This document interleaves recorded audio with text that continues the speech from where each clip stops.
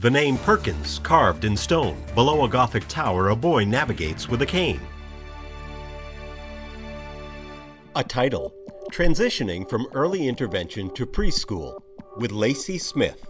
Introduction by Dorinda Reif, Executive Director of National Education Programs at Perkins School for the Blind. Everything is a transition, moving from infant-toddler services in the home to being in a preschool with other children. Stepping on a school bus for the first time is a transition into the next step. Moving from middle school to high school, which is often a pretty scary time for parents to think about their children moving on to. That's a transition that we're preparing for very early on by teaching kids good mobility skills, good daily living skills, good social skills. It never ends. It begins at the beginning, and it's a process that we never end. My daughter Savannah, she's 3.5. When she was born, she developed hydrocephalus shortly after her birth. When Savannah was around 3 months, we started with a social worker that came out, and they evaluated her, and she started kind of carrying over all therapies. We soon got a PT to start helping with physical therapy and trying to help her progress through therapy. She started rolling early, so we were thinking that everything was going to be fine, but we had noticed that she wouldn't track anything. She wouldn't use her hands to grasp, and she still doesn't use her hands, but now she's able to track a little bit, light objects especially, some colored objects. Savannah is lying on a blanket on the floor at home. Lacey presents her daughter with a musical toy that lights up and places it on the floor within reach. She encourages Savannah to touch the toy. Get it. Get the toy. And it begins to play music and light up.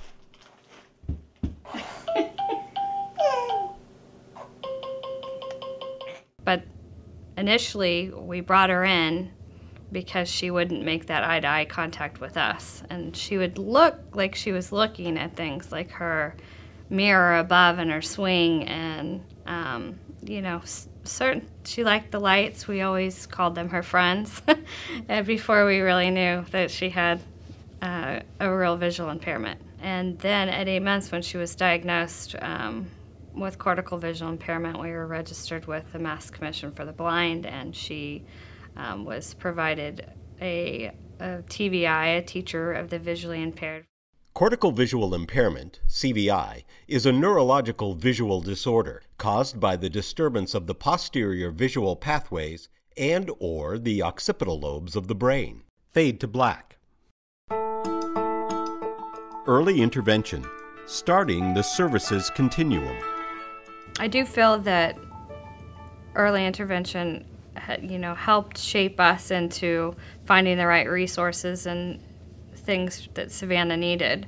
However, I do also remember a time where I was advocating for occupational therapy because I knew this is something she needed. And so from then, finally we also got an OT. But, you really have to advocate from a medical and educational standpoint from the get-go with a child with special needs. I stayed on top of our social worker to get her the OT that she needed, and medically I've learned a lot since she was born that everybody's opinions are different, and we really have to use our best judgment as her parents and what we feel is right for her.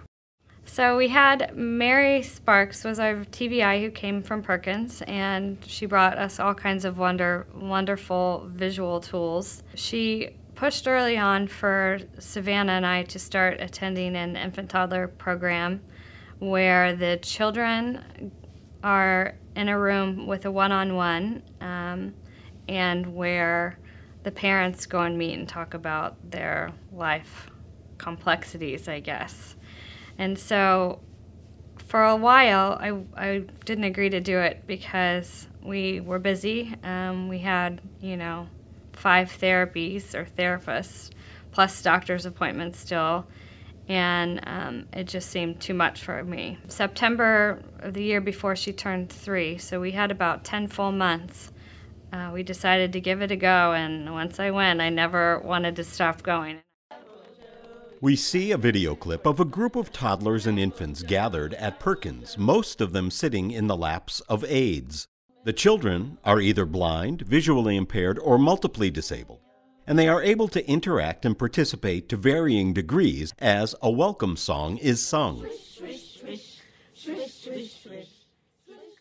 And I wish it's a service that we still received today, just meeting with other parents of children with visual impairments. You know, it helped me talk about my feelings, and it also was the first part of letting go of Savannah, even though she was in the room next door. I never really have left her. I still really don't, other than at school. And so letting go has been a huge transition in itself for us. When we came here, Savannah had one-on-one time with an aide, and there were an aide per child. She was put in the category of visually impaired and disabled, so there weren't children trampling all over her or anything, but they did activities together. It started to open my eyes to different things I could do with Savannah, and music therapy was huge for her. She loves music, so it was really great to see, and that was, something, again, I started advocating for at school. We now see a group of children, including Savannah, in a preschool classroom. They are gathered around in a circle. Savannah is one of 2 children in a wheelchair, and she has a flat desktop surface attached to her chair. The teacher holds a plastic figure of a snowman, and the group begins to sing Frosty the Snowman. Frosty the Snowman was a jolly happy... She goes to a school where music therapy exists because it's so good and healthy for their brain. I do think emotionally that it was good for us to have that experience, because it definitely helped me realize that in another classroom she'll be okay, and it's like she'll be okay is something I keep learning. Fade to black. Forming the first IEP, Individualized Education Program.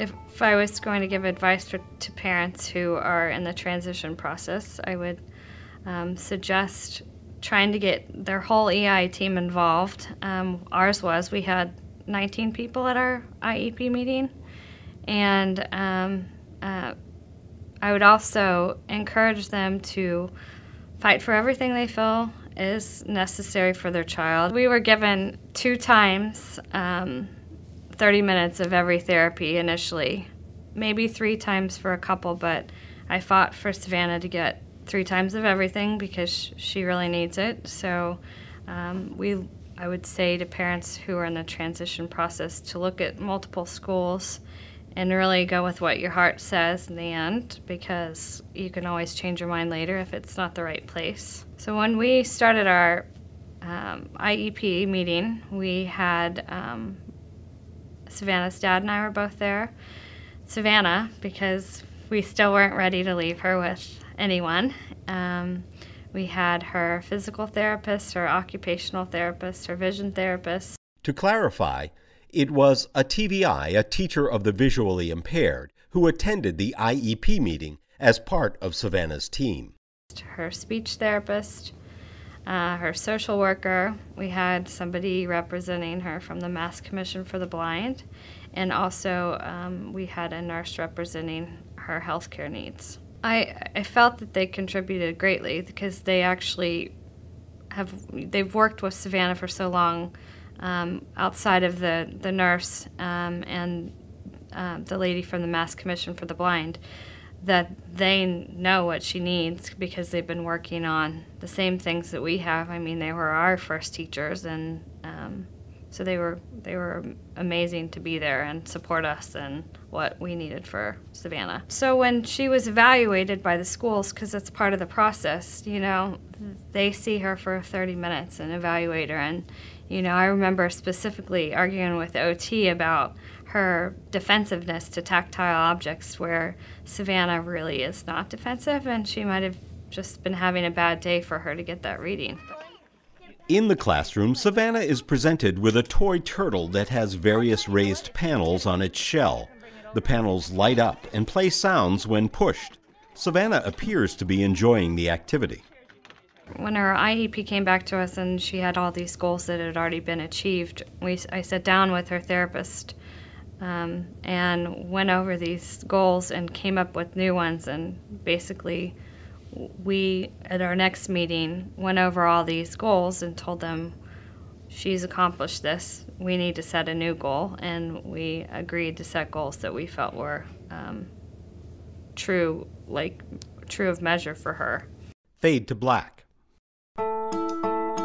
Finding the most appropriate school setting. As far as transitioning went for Savannah, we felt we had to put her in preschool. We didn't feel like we had really much of a choice, or we might be taking something away for her, because when they turn 3, their services end. So it would be all outpatient, and that's, you know, not what we really wanted for her. So when we started searching for preschools for Savannah, we first looked at our community school, and we found that the environment was not the way we had set up. Even though it was the biggest, most appealing room as far as the size, the lights were a distraction, and the teachers were not trained to work with visually impaired children. And even though she would have a TVI come in and help give her vision therapy, it's something that needs to be carried out throughout her day at school. In a video clip, we see Savannah in her preschool classroom.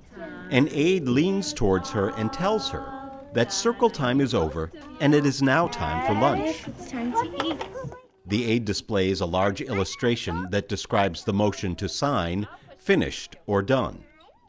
And the school district still was pushing that they felt that they could have an appropriate place for her, but we pushed back, and that's where I really learned to advocate for Savannah and what she needed, that the right type of school environment for her was going to, you know, will probably change her for who she is in the long run. We wanted Savannah to have the typical peer interaction that most toddlers get, because she doesn't have siblings, and, you know, it's a normal part of life, and it always will be, to have people around and get used to different sounds, and hopefully the kids, you know, can help her. Savannah and 2 of her classmates are sharing an iPad that displays brightly colored, simple animations, such as a pink Ferris wheel, and then a yellow dog. When we went in initially to an interview in the school, we watched Snack Time, and all the little typical kids were helping their disabled peers put the trash in the trash can. So it was really good to see the interaction between both disabled and abled children. Fade to black. Emotional issues around transition. When we submitted Savannah's paperwork and had our first initial meeting with the school, my anxiety really set in that we were no longer going to be receiving services in our home, and that we needed to put her in school, which was extremely hard for me, because she's been my sidekick.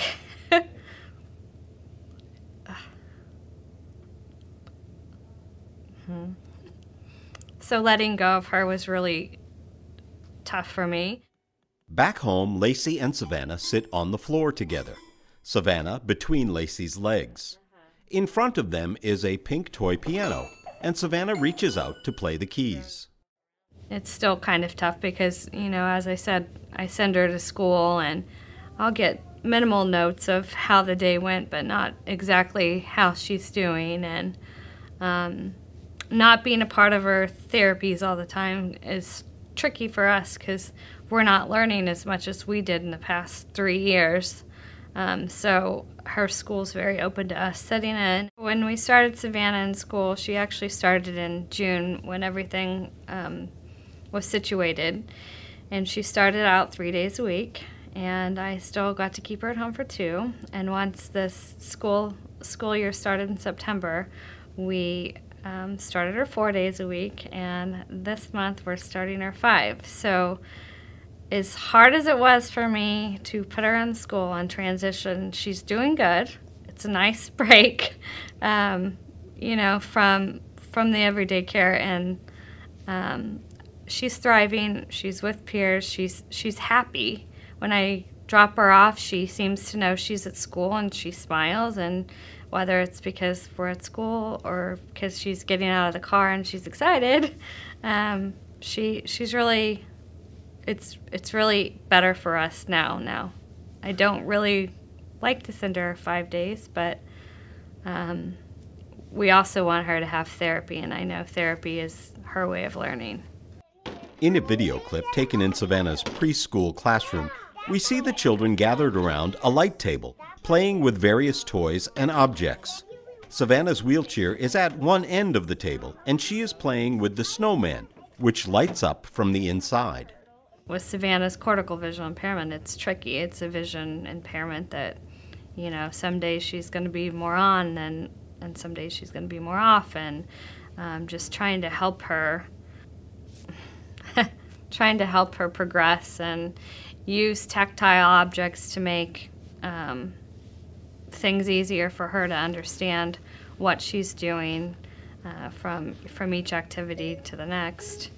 You know, part of when we first had her first week of school, something that made it easier for me was that I went in for the first 3 days, and I stayed and watched what they did and sat through the groups, and I tried to set back by the 3rd day a little bit and let them take over, but letting her know that I was going to be there, or I would be there to pick her up, was really important. And her teacher on her first day by herself sent me some pictures, like, Savannah's doing really well, so it was great. I wish all teachers would do that all the time. When Savannah's at school, it's tough because we went from having early intervention in our home to having all control of all of our therapies, to watch every therapy and see how to teach her.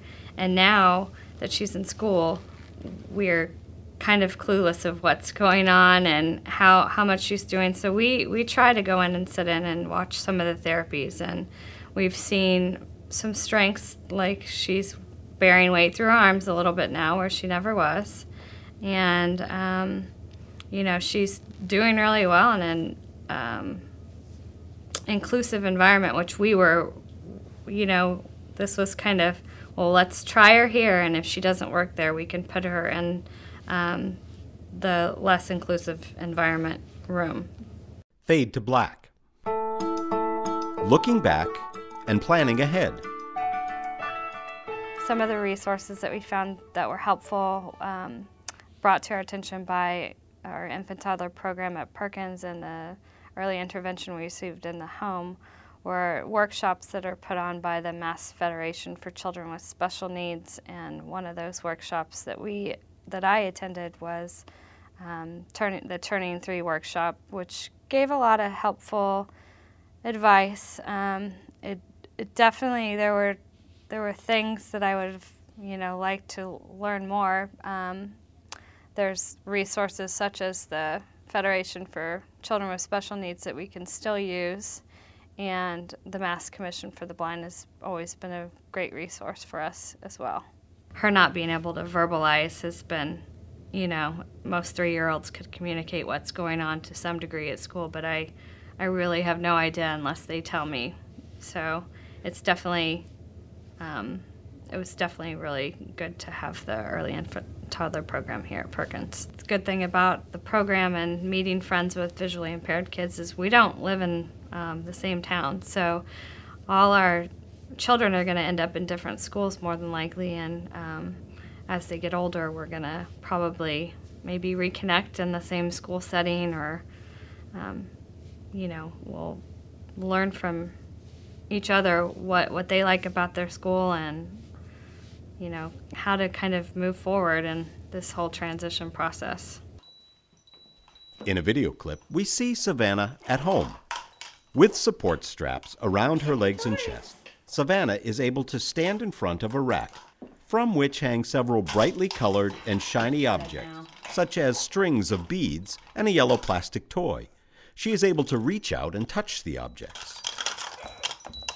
The next transition, I think, will be tricky in itself because she will likely not be mainstreamed at that point because of her needs in a classroom aren't going to be found in a typical setting, and she's going to need more. So when we start that transition process, it's going to be just, again, going for where we think she's going to be best placed and learn and grow to try to give her some independent skills. Additional resources are available on the Perkins e-learning website at perkinselearning.org. These resources include an online class, IEPs and incorporating the Common Core standards for students who are visually impaired, 3 webcasts, crafting the best IEP for your student who is visually impaired or blind, advocating for your child's needs, and transition for all ages. In addition, a publication, Educational Service Guidelines, Developing an Effective IEP, is available as well. Special thanks to Tom Miller and Sandra Buza of the Northshore Education Consortium in Beverly, Massachusetts, and to Lacey Smith. Fade to black.